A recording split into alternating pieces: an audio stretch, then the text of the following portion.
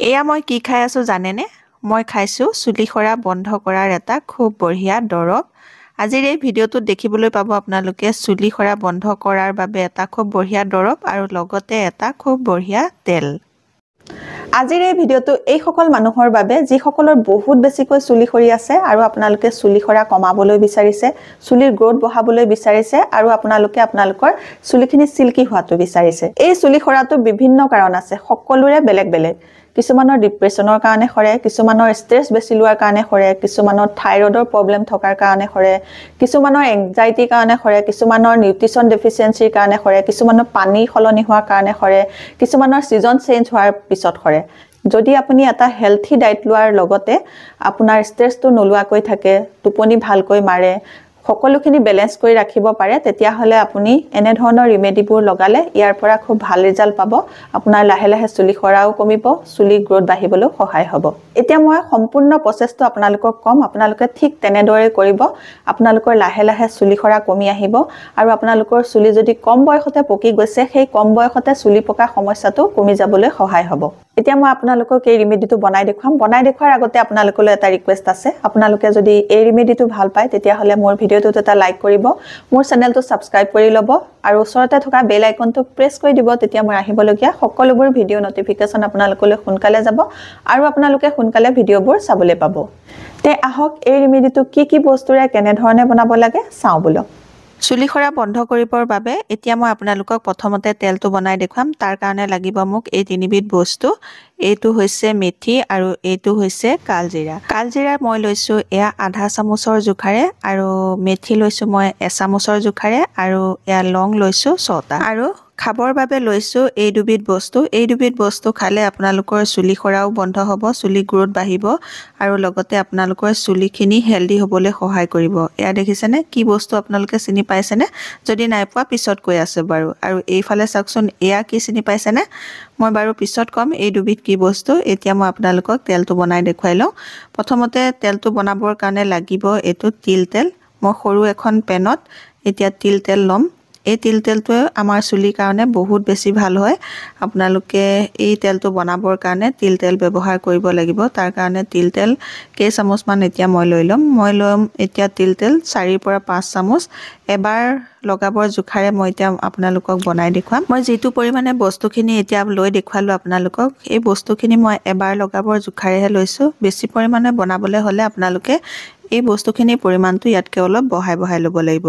এতিয়া মই নাৰিকল তেল লৈছোঁ এয়া 2 চামুচৰ জোখাৰে। মই দুবিধ তেল মিক্স কৰিছোঁ। আপোনালোকে যদি ইচ্ছা কৰে তেতিয়াহ'লে নাৰিকল তেলটো মিক্স নকৰিলেও হ'ব, আপোনালোকে তিল তেলতে এই তেলটো বনাব পাৰিব।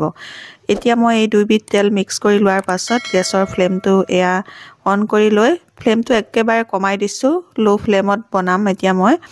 তেলটো প্ৰথমতে অকণমান গৰম হৈ ল'বলৈ দিছোঁ। এয়া তেল গৰম হৈ গ'ল। তেল গৰম হোৱাৰ পাছত মই ইয়াতে এতিয়া প্ৰথমতে মেথিকেইটা দি লৈছোঁ। মেথি আমাৰ চুলিৰ কাৰণে বহুত বেছিকৈ ভাল হয়। মেথি আমাৰ চুলি গ্ৰোথ বঢ়াবলৈ বহুত বেছিকৈ সহায় কৰে। ইয়াত দি দিছোঁ এতিয়া মই কালজিৰা কেইটা। কালজিৰাও আমাৰ চুলি গ্ৰোথ বঢ়োৱাত বেছিকৈ সহায় কৰে। এতিয়া মই দিছোঁ এয়া লং। লঙে আমাৰ চুলিখিনি হেল্ডি কৰিবলৈ, চুলি গ্ৰোথ বঢ়াবলৈ, চুলি সৰা বন্ধ কৰিবলৈ বহুত বেছিকৈ সহায় কৰে। এতিয়া মই লংখিনি দিয়াৰ পাছত এনেকৈ লৰাই দিছোঁ। মই লৰাই থকাৰ দৰে আপোনালোকে গেছৰ ফ্লেমৰ ওপৰত এনেকৈ লাহে লাহে লৰাই থাকিব, যাতে গেছৰ ফ্লেমটো অলপকেহে তেলখিনিত পাই থাকে। এনেকৈ লৰাই থাকোঁতে তেলৰ ৰংটো চেঞ্জ হৈ যাবগৈ। তেলৰ ৰংটো লাহে লাহে ক'লা হৈ যাবগৈ আৰু বস্তুকেইটা পুৰি যাব। যেতিয়াই মেথি, কালজিৰা আৰু লংটো অকণমান পুৰা নিচিনা ক'লা হৈ যাব, তেতিয়া আপোনালোকৰ তেলটো হৈ যাব। এয়া দেখিছেনে ক'লা হৈ গ'লগৈ পুৰি পেলাই। এতিয়া মই গেছৰ ফ্লেমটো অফ কৰি দিলোঁ। অফ কৰি দিয়াৰ পাছত এই তেলখিনি মই এনেকৈয়ে 3ৰ পৰা 4 ঘণ্টালৈ ৰাখি থ'ম। 3-4 ঘণ্টাৰ পাছত এতিয়া এয়া তেলখিনি ঠাণ্ডাও ভালকৈ হৈ গ'ল। ঠাণ্ডা হৈ যোৱাৰ পাছত এয়া দেখিছেনে তেলখিনি কেনেকুৱা হৈ গৈছে। এতিয়া মই এটা বাতিলৈ তেলখিনি কাঢ়ি ল'ম। আপোনালোকে ইচ্ছা কৰিলে তেলটো চেকিও ল'ব পাৰে, নহ'লে এনেকৈ থৈ দিব পাৰে। এনেকৈ থৈ দিলে বেছিহে ভাল হয়, সেইকাৰণে মই এনেকৈয়ে থৈ দিছোঁ, চেকি নলওঁ। এতিয়া তেলটো তৈয়াৰ হৈ গ'ল। এই তেলটো আপোনালোকে কেনেধৰণে চুলিত লগাব লাগিব তাৰ নিয়মটো মই আপোনালোকক ভিডিঅ'টোৰ পিছলৈ দেখুৱাম, চাওঁ বলক। এতিয়া মই আপোনালোকক এই তেলটো বনাই দেখুৱালোঁ। তেলটোত কি বস্তু মিক্স কৰিলোঁ, কেনেকৈ বনালোঁ আপোনালোকে দেখা পালে। এই তেলটো আমাৰ চুলিৰ কাৰণে বহুত ভাল হয়। এই তেলটো লগোৱাৰ প্ৰচেছটো এতিয়া মই আপোনালোকক কৈ দিম। এই তেলটো মই মোৰ চুলিখিনিত কালি ৰাতিয়ে টেপ-টেপিয়াকে লগাই পেলাই ৰাতি শুই আছিলোঁ আৰু আজি চুলিখিনি মই ধুই দিয়া নাই আজিও নুধু আজি ৰাতি আকৌ লগাম তাৰ পাছত কাইলে ৰাতিও আকৌ লগাম লগাই পেলাই পৰহিলেহে চুলিখিনি ধুই দিম এই প্ৰসেছটোতে আপোনালোকে লগাব আপোনালোকে এই তেলটো বনাওতে ৰাতিপুৱা বনাব ৰাতিপুৱা বনাই আপোনালোকে এনেকৈ তেলখিনি ৰাখি দিব ৰাখি দিয়াৰ পাছত ৰাতি আপোনালোকে তেলটো চুলিত লগাই পেলাই এনেকৈ গুৰিটো মাসাজ কৰি কৰি লগাব পিছদিনাখন ৰাতি আকৌ আপোনালোকে চুলিত এই তেলটো লগাব তাৰ পিছদিনাখন আপোনালোকে আকৌ চুলিত তেলটো লগাব 3 দিন ৰেগুলাৰ লগাব লগোৱাৰ পাছত আপোনালোকে 3 দিনৰ পাছত চুলিখিনি শ্যাম্পু কৰি ধুই দিব যেতিয়া আপোনালোকৰ চুলি খৰা কমি যাব তেতিয়া আপোনালোকে সপ্তাহত দুবাৰকৈ এই তেলটো ব্যৱহাৰ কৰিব প্ৰথম 3 দিন আপোনালোকে ৰেগুলাৰ এই তেলটো লগাব চুলিখিনি ধুই নিদিব এইটো প্ৰসেছত আপোনালোকে এই তেলটো লগাব লাগিব চুলিৰ গুৰিত আপোনালোকে তেলটো এনেকৈ লগাব লগাই লগাই আপোনালোকে অলপ অলপ মাসাজ কৰি কৰি দিব এনেকৈ মাসাজ কৰি দিলে চুলি গুৰিয়ে তেলটো ভিতৰলৈ সোমাই যাব আৰু চুলিখিনি হেলদি কৰিব এই তেলটো লগোৱাৰ উপৰিও মই আপোনালোকক দেখুৱাইছিলো তিলটো খাব লাগে বুলি কৈছিলো যে এই তিল এচামুচ আপোনালোকে সদায় চুবাই খাব এচামুচ তিল আপোনালোকে সদায় চুবাই খাব